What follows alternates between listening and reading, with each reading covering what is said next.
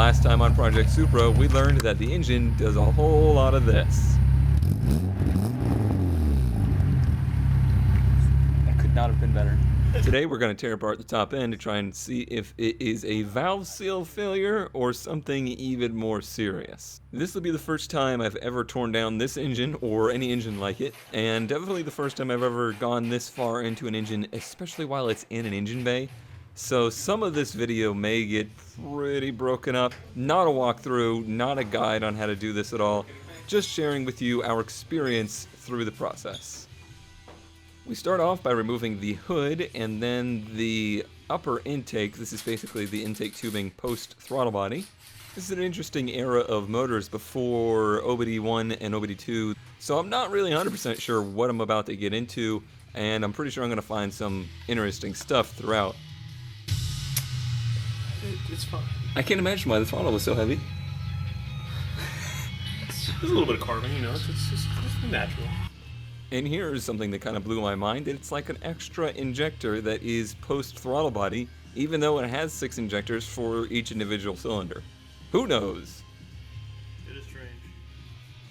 Next up, we're removing the valve covers, individual ones for each cam, so there are 2 of them. I am more familiar with engines that are cam-on-bucket designs and dual overhead cam where the cams are all contained underneath of one single valve cover. So this is a little bit of a unique setup for me, but I think it actually makes things, in some ways, a little bit easier to work on. You know, things are a little bit more contained, self-contained. This is what I would call a pretty accessible engine bay, but still a lot of stuff needs to come off, including the radiator, the power steering pump needs to be pulled back, the alternator needs to be pulled back. Then we are going to remove the AC compressor completely because it has not worked, and probably has not worked in 15 years. And it's in our way, so we might as well just get rid of it. Next up, we'll be removing the distributor cap and the squid's tentacles, the spark plug wires. Need to get that off of there because in this engine, the distributor is driven off of the intake cam. In some engines, that goes further down and is driven off of the crank. It could be driven off of an idler. It could be driven off of a plethora of things. But in most dual overhead cam engines that I've seen, it is indeed just like this, driven off the cam, or one of the cams. But at this point, we have a good enough amount of space that we can start taking apart the front timing assembly. There is a plastic cover over all of this, where the timing belt is located. If this was a timing chain car, this would be a lot more complicated, and I probably wouldn't have even done it this way. But timing belt cars are a little less daunting when it comes to removing and reinstalling those elements. But I'm trying to make really good notes of how everything looks and where everything goes. It's also really important to notice which pieces look like funny faces. Honestly, at this point, I'm probably being a little overly methodical and taking a little bit too much time making sure the engine's in top dead center, making sure I understand where the marks are. I've had bad experiences with setting cam timing before, and I did not want to have a bad experience here, so I was really trying to make sure that I just studied it and kept a lot of mental notes as to how everything looked. In case you aren't aware, the way I get to top dead center is that I put a screwdriver down into where the spark plug should be, and I note its travel up and down, and it should be all the way up, and the distributor should show that it is pointing at number 1. There is also a mark on the crank that has a little arrow pointing to a 0. That should be top dead center. However, at this point, I didn't realize that it had that because it was so covered in oil that it just didn't appear to have any marks. So what I've done there is just made a mark inside the distributor where number 1 should be pointing, or where the rotor should be pointing for number 1, just for future reference. Trying to make it easy. Still studying how everything goes, I actually got the laptop out and found that AutoZone has all of the diagrams for the timing on this engine. I'm not a huge parts store fan, but it's a pretty good resource. AutoZone seems to have a lot of this kind of stuff, like timing belts, you know, water pump diagrams, factory service manual stuff, and they limit it to the pages that you need, and not like the whole plethora of random information that an FSM actually has. They also have there that you can rent a crank pulley puller.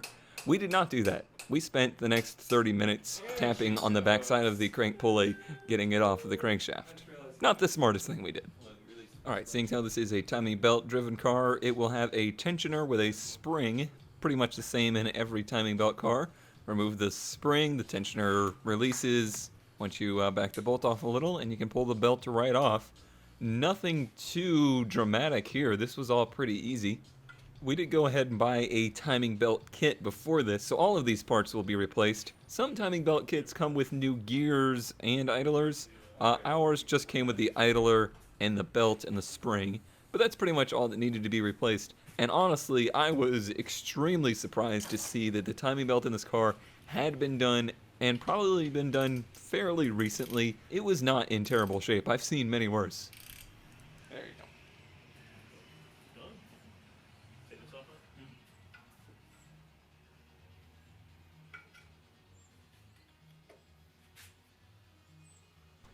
After staring at that timing belt for a little while, we decided that yes, indeed, it is a timing belt. And then I went ahead and marked which timing gear went where, which peg it was in, and which direction it was facing, because the gears look identical, but they were arranged in a way that one had a lip to the front and one had a lip to the back. That is likely just to keep the belt from wandering forward and back. I don't know why it's not lipped on both sides. I guess maybe it makes it easier to install. Who knows? Alright, now we're getting in deep. We gotta start taking these cam carriers off. In a, overhead valve engine, the cam is in the middle of the block and you just pull the cam out. In a cam on bucket dual overhead cam, the cam is held down by caps and you remove those caps and then pull the cam up. In this case, the cam is actually contained within this aluminum housing that basically does nothing but cradle the camshaft. That is something that I've never removed before and I never dealt with before. However, it is actually a really awesome thing because you don't have to worry so much about how you are removing this thing because it contains the cam. When you're doing it on a cam on bucket car, like on the KA, on the 240, you have to do it in just the most precise order, or else the pressure of the valve springs can actually crack the cam. In this case, that wasn't so bad. You just got to pull this carrier straight up and not knock off the rockers. The rockers are just floating. They are not bolted. They are not connected in any way. Just the cam pushes down on them and they just have nowhere to go. They sit on a little ball. So we did actually knock one off of the exhaust side and it did fall to the ground. Luckily, there seems to be no damage. But that is the only thing you have to be careful with. Also put them in a box and labeled where they went so they're all in order and we can put them back where they came from. That ends up being a wrap for day number 1 of progress on this. That is about, we'll say, 4 to 5 hours of actual work on the car. Decent amount of progress. I'm happy that we got it, down to the point where we're ready to just start attacking the valve springs and valve seals. But that is the part that makes me the most nervous because I have actually never done this before. I've never removed a valve spring from a head. I have just taken my head somewhere to have it redone. So it's a new adventure.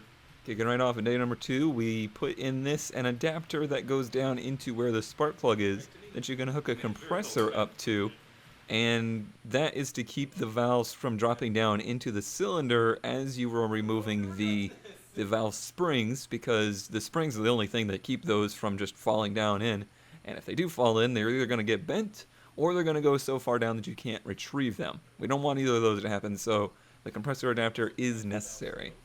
Now I've got the valve spring compressor already loaded up here and on the valve spring, but I noticed that there is an awful lot of air being used, like air is passing through the cylinder a lot faster than I expected.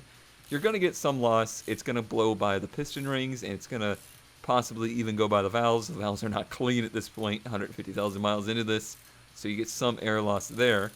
But it occurs to me that the reason for that is probably because we were messing around with the timing and knocked this thing off top dead center. So we need to get it back to top dead center so that there's as little space as possible in this cylinder so that we don't have to keep, a ton of air pressure in this. We don't have to put a lot of air in it to keep the air pressure up. We're using about 40 to 50 psi of air pressure. Obviously an engine, we did a compression test there. It can hold a lot more pressure than that. But 40 to 50 is plenty enough to keep the valves from dropping. So the spring compressor basically holds the top with a fork, and then the two other forks go down and grab the spring at a low point and compress the spring together. And when you do that, you can push the whole spring down, and that releases the pressure on the keepers. The keepers are two little pieces of metal, two little half moons that go around the valve stem, and there's a groove in the valve stem that makes it so that the valve basically is attached to the spring. Getting these little keepers out is a royal pain in the butt. Also, if you happen to drop one of these little keepers, good luck finding another one. And if you happen to drop it in the wrong spot, it could go down into the oil galley and go down into the oil pan and give you a really bad day. So this part, the entire time, makes me very nervous. Now that the valve spring is lifted up and out of the way though, it exposes the part that we are trying to replace, the valve seal. And it is a piece of metal that has a rubber grommet around the top with a spring around it to keep tension on it, to always keep it, right and tight up to that valve. That is what we have to remove, which I just removed with a pair of vice grips. For cylinder number 1 here, I actually decide to go ahead and take off the intake spring as well, because I didn't mentally note which way the keepers went onto the valve. So I wanted to take this one apart to kind of make a visual note of how everything went together, and also how far down the valve seal, the valve seat, goes down over the valve stem shaft. That was a non-specific thing. They didn't seem to all be in the same place, and there didn't seem to be in any logical place, how far to push them down. So that was a tough thing to try and figure out. But here you can see the extraction of the keepers, and this is a pretty good look at what the keepers look like. It was really tough. They make a tool instead of this kind of spring compressor that just goes over the whole entire assembly, and there's two little magnets inside that apparently grab these valve keepers, and you don't ever have to mess with them. If that actually works, I highly recommend getting one of those, because compressing the spring, not bad. Removing the spring, not bad. Keeping track of these keepers and removing them and installing them, really, really bad. But now I can get a good look at what they are supposed to be like compared to the intake and the exhaust side, and just reinstall the new seals, and number 1 is good to go. I am here using a pair of vice grips to push this valve seal down. I'm sure there's a proper tool for this. Unfortunately, at this point, I don't really know what that is. However, this ends up being the end of day number 2 for the job, because somebody says, hey, we need to go out to Callahan to get something. Yep, that's a 1974 Super Beetle, because I needed more things to work on. Nope, not enough stuff to work on in my life. That's gonna be a weird project. But here we go, day number 3, and I am determined that this will be the last day for this project. We're gonna get this thing back together, and it is going to run. I want to know if this was the cause of the smoke, or if we have a bigger problem. So we're just gonna pick up right where we left off. As you can see, Jonathan's pretty excited about it. Doing the same things that we had done. I really hadn't considered any better options or anything like that. It seemed like it went pretty smoothly. Nothing major had gone wrong. I'm not a huge fan of this spring compressor tool. It is just one of the, Advanced Auto Parts wherever rental tools that a coworker of ours actually purchased because he used it so much. It's not of the best quality. The fork in the middle that presses down on like the valve seat or whatever this is on top is bent in a way that sometimes makes it want to slip off one side or the other. It's less than ideal, but it's doing the job, and I'm not willing to invest a whole lot of money and tools into this project, especially since there's a pretty good chance still that this engine is just total garbage. But as we continue through cylinders number 2 and 3, the idea finally hits me that there's a better way to knock these valve seats down over the valve stem. And I do mean knock them. So basically, whenever you're installing like a pilot bearing or something like that, you use the same size socket that the bushing is, and you just put that socket on there and use a hammer to tap it down. Why it did not occur to me sooner that I could do that with these valve seals, I have no idea, but it works way better, and the valve seals actually do bottom out at a certain point. Other than that, no major dramas until we get to cylinder number 4, which you'll remember is the cylinder that had all the oil in it. Look at the valve seal on the right. Notice anything missing? Yep, that is exactly how it was when we took the valve spring off. So the entire seal of the valve seal was missing. No wonder that engine or that cylinder was burning so much oil. That's a pretty major failure. Where the spring and grommet went, no idea. I'm sure the engine's eaten them by now. Once we get beyond cylinder number 4, everything goes nice and smoothly. No real dramas on 5 or 6. I am using the new way of installing the valve seals, and that just seems so much better. Unfortunately, it seems so much better that I have decided by this point that we need to go back through 1 and 2 and the intake side of 3 and do them the same way. When you're this far into it and this deep into the motor, and now that we have found that there was an actual problem, like, I was very unsure of this whole thing until we found that problem on the valve seal. That actually was super encouraging to me. So now we need to go back through and do those other valve seals correctly so that I can feel confident that they won't be a problem once we get it all back together. We gotta go back. Now begins the phase of reassembly, and I gotta be honest with you, things get a little flaky here for footage. It's already about 4 hours into the day of working on it, and we're just getting back to reassembly. But some of that includes cleaning off the mating surfaces of the throttle body, the electrical valve, making new gaskets for those, and then obviously reinstalling those cam carriers, which is the last real big thing to do. The first part of that will be putting the rockers back on, and we're going to do that in the same order that we removed them, because we put them in the box in order. The rocker just sits on the peg on the left side of the spring, and there's a little slot on the right side that sits on the top of the valve stem. It's a very simple, it's hardly even a rocker. I mean, a rocker to me, usually has some movement in it. This is just a piece of forged steel that sits on the peg and sits on the valve stem itself, and the cam lobe hits this, and this almost just kind of takes the momentum and pushes it into the valve directly. At this point, the cam carrier is ready to sit on top of those, and that keeps those under. It keeps it keeps those from going anywhere as soon as you set this guy down on there.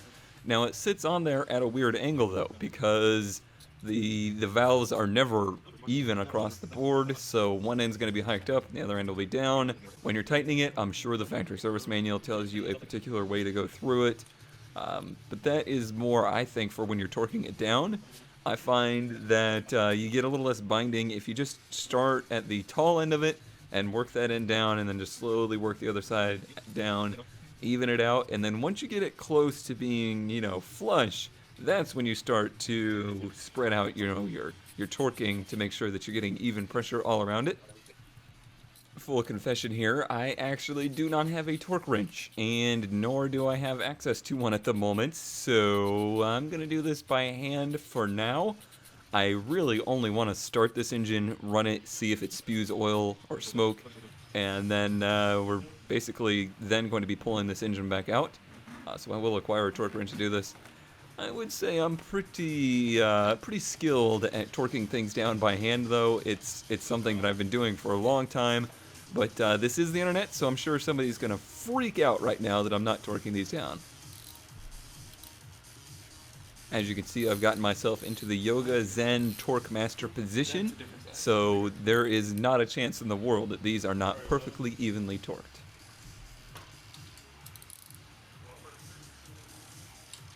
Alright, at this point we start having GoPro failures as the battery kept dying, and it's getting super late, so this is where the footage starts to get really flaky. Speaking of flaky, Jonathan is doing his favorite thing, flaking off gasket material from that front timing plate. Why there is this coolant channel that just backs up to this timing plate, I have not a clue. As far as the reassembly goes, the only part that really made me nervous was the timing belt. We had to put the crank, pulley, and bottom cover back on and get that back to top dead center, and then pull that back off to get the belt on, get the new tensioner on. Then you use there's like hex parts of the cams. Most cams have these, where you can put a wrench on there and adjust where the cams are. So those two dots line up, you get the bottom one to top dead center, and then it's just a matter of getting the belt on there with the right amount of tension so that it all lines up when it's all said and done. I had a few panic attacks about this as it was not seeming to line up, but you really got to put a lot of tension across it to get it to work, and then all of a sudden it just seems to, like magic, all line up together. What's slightly confusing is that you get all the cam gears and the crank lined up, and then the belt doesn't fit. So what you actually have to do is point the dots a little bit inward, get the belt on there, and then as you tighten the belt, it pulls those marks towards where they should be. That's not really explained in any of the instructions that I saw. That was why it was so confusing. After we got that figured out, it was just a matter of getting it back together. I do wish I had gotten more of that on camera. Unfortunately, the GoPro battery died, and I was just so, focused on this, not wanting to screw anything up, that I just, forgot about the fact that the GoPro wasn't going or anything like that, and soldiered through it. In the end, it all went together. Everything seems to be in order, so we put the front cover back on and just hope that it was all right. That's all you can really do. The one nice thing about this motor, rather than the one that, say, is in the 240, is that it is non-interference. So if something is a little off here, it's not going to run right, but it's not going to damage anything. If you're a tooth off on the timing chain on a KA, well, congratulations, you just bent the valves in the head. So that's really what makes that more nerve-wracking than this. So we cut to about 3 hours later after letting the GoPro charge and getting some stuff back together. You can see the radiator's in, the front cover is on, getting it buttoned up, got one of the valve covers on, got to put the other valve cover on. Then we're going to do the spark plugs, and I go through those spark plugs and spark plug wires like 3 or 4 times.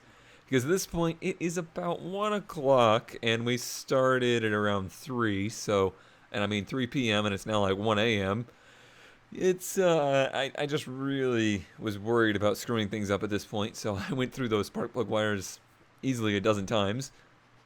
Honestly, the reassembly wasn't too bad. A little worried about the RTV for the throttle body gasket. In the future, I would like to get some paper and cut a gasket for that. I find that works a little bit better. Or paper and RTV is a nice solution. But I mean, Permatex Ultra Gray, you can pretty much do no wrong with that stuff. It might have held just fine. Sponsor, plug. No, seriously, guys, sponsor me. I've used gallons of Ultra Gray over the years. The weird over-engine intake goes on, including this weird overly flexible hose. Have I lost my mind by this point? Yes, I've definitely lost my mind by this point. But it's time. We got the radiator back on, so let's put some water in this thing. That is where things start to go bad.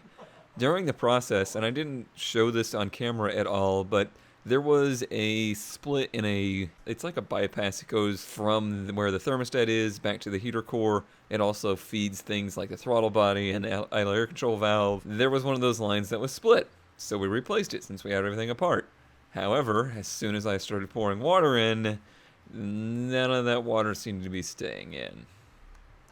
But it's getting super late, and I just want to see if it's actually going to start, so I put a bunch of water in it, and I say, turn the key, let's just see if it'll run.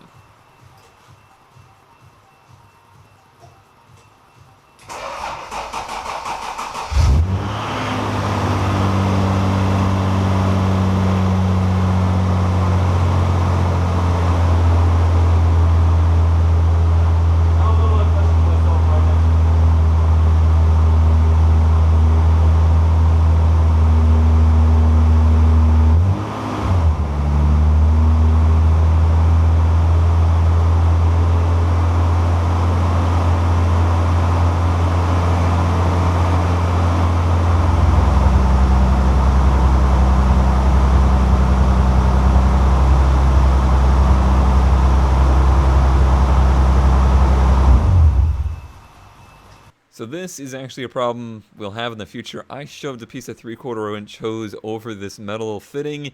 The metal fitting has a pinhole leak in it. But for now, I have MacGyvered the craziest solution of 240 parts and weird lines to make this work so that we can test it and run for extended periods of time to see if it still smokes or not. The end goal is to pull this motor again and tend to this kind of stuff. Tend to the stuff that needs to be replaced and taken care of, like old coolant hoses, old heater core hoses, all these hard lines, things like that, vacuum lines, a lot of other, just wear and tear items like that. But if this engine, has this major oil leak and has a crack on the head or something crazy like that, then none of that is going to be important, and we just need to go find a new motor.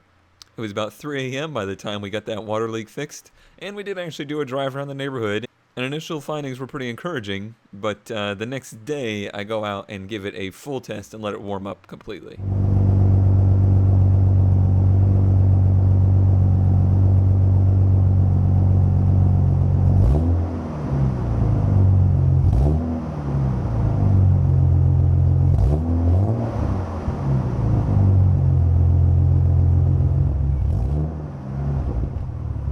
We haven't done any extensive driving or anything, but the initial tests show a complete success. Zero smoke, zero oil usage through the exhaust system any longer, which is kind of what I expected. We did have that failed valve seal, but this is very encouraging and means that this project's about to get even more crazy as we tackle a lot of other things. This was just the first hurdle towards a long battle with this car.